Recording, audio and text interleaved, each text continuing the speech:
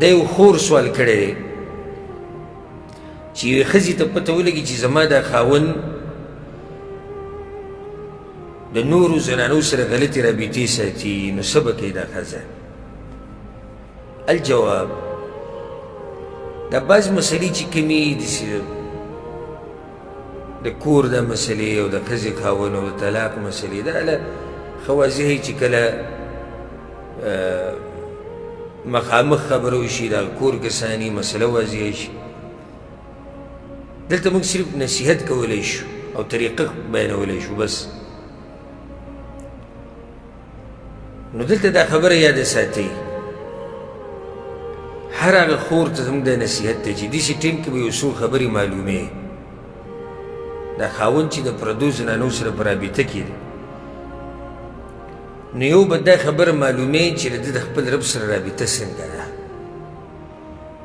رابطه برابر ده او که نه، مونځ او اودس کوي او که نه. دغه شان دا سوال دی چې د الله د دین قدر کوي او که نه. دې ښځې نه دا تپوس دی ستا سره ژوند څنګه دی،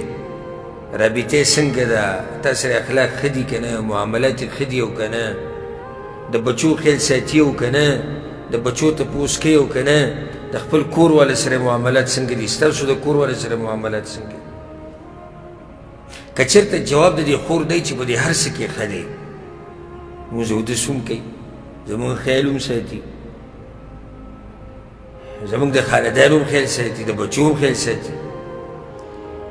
نو بیا داسې ټیم کې بیا موږ دا جواب ورکوو چې تعدي نه ده پکار چې دا رشته خرابه شي، دې تعدي به نه کوي،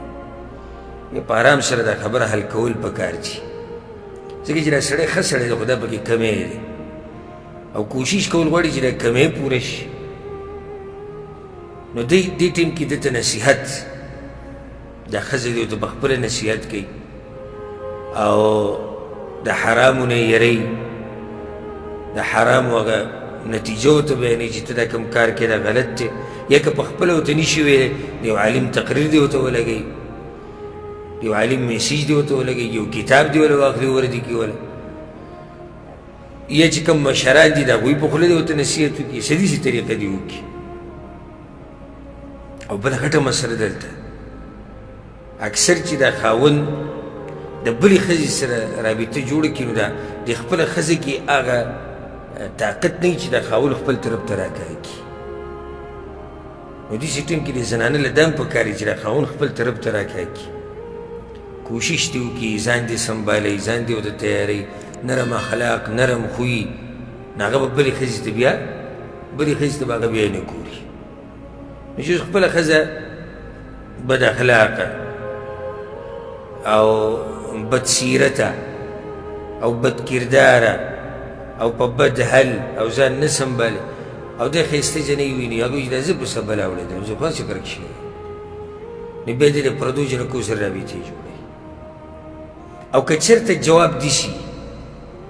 چې دا سړی بېدینه دی او نه د بچو خیال کوي او نه د ښځې خیال کوي او بد اخلاقه دی او نه د خپل کور والا خیال کوي، نه د ښځې د کور والا خیال کوي، نو بیا موږ نصیحت کوو چې دې خور له پکار دی چې خپلوانو کې کم پوهه او مشران خلک دي، د هغوی سره دې مشوره وکړي، که دا خبره برابرېږي او دا سړی سیدې لارې ته راوړي او دا ښځه سره به ژوند تېرولی شي، ډېره ښه ده، او که نه شي نو بیا چې دا ښځه ځان ازادولی شي. والله اعلم.